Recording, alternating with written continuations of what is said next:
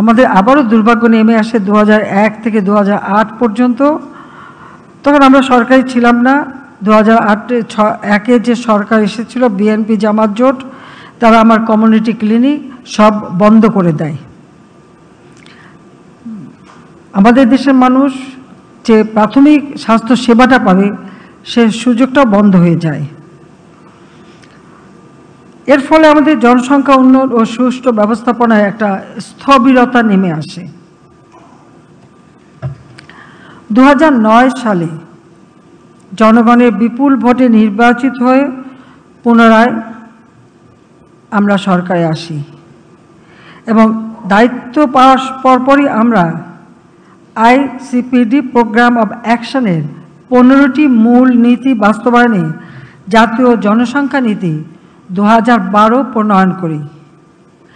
মাতৃমৃত্যু ও নবজাতক মৃত্যু হার হ্রাস, মা ও নবজাতকের স্বাস্থ্যসেবা, শিশু ও কিশোর কিশোরী প্রজনন স্বাস্থ্য, পুষ্টি ও পরিবার পরিকল্পনা সেবা প্রদানে ব্যাপক কর্মসূচি আমরা বাস্তবায়ন শুরু করি। দেশের প্রত্যন্ত অঞ্চলে স্বাস্থ্য সেবা পৌঁছে দেওয়ার লক্ষ্যে বন্ধ হয়ে যাওয়া কমিউনিটি ক্লিনিকগুলি পুনরায় চালু করি। বর্তমানে সারা দেশে 14,000-এরও বেশি কমিউনিটি ক্লিনিক চালু আছে। এগুলোর মাধ্যমে মাতৃ ও শিশু স্বাস্থ্য সেবা সহ 30 প্রকারের অতি প্রয়োজনীয় ঔষধ বিনামূল্যে আমরা প্রদান করছি। এর মধ্যে প্রায় 3,000 ক্লিনিকে স্কিল্ড বার্থ অ্যাটেন্ডেন্স সেবা প্রদান করা হচ্ছে।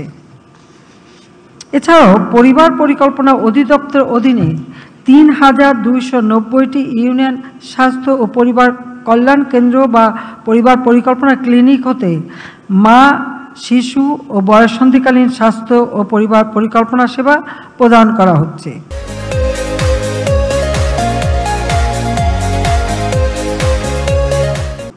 এর মধ্যে 2,200টি কেন্দ্র হতে সার্বক্ষণিক স্বাভাবিক প্রসব সেবা প্রদান করা হচ্ছে।